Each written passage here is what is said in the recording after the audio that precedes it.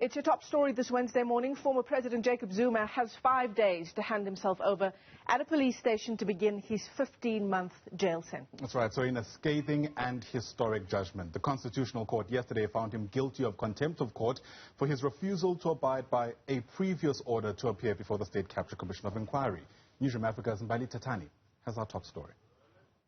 In a historic judgment and a first for democratic South Africa, the Constitutional Court has served former President Jacob Zuma with a prison sentence for violating a court order. The Constitutional Court holds that there can be no doubt that Mr. Zuma is in contempt of court. A judgment and order was handed down in favor of the applicant in CCT 295/20. Mr. Zuma was served with the order, and it is impossible to conclude anything other than that he was unequivocally aware of exactly what it required of him.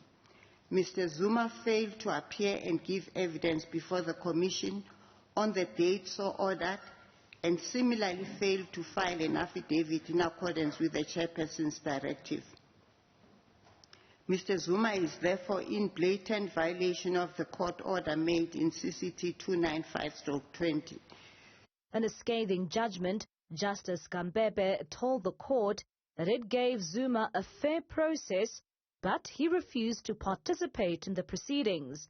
Kambebe also dealt firmly with the former president's attack on the judiciary and told the court that Zuma's assertions cannot be ignored and have a potential to threaten judicial processes. In determining the length of sentence, the majority has considered the unique circumstances of this matter, the nature of the breach, and the extent to which the breach is ongoing. Not only has Mr. Zuma failed to dispute the contempt of court, he has also failed to contest the degree of the contempt. Instead, he has aggravated it. The majority judgment orders an unsuspended sentence of imprisonment for a period of 15 months.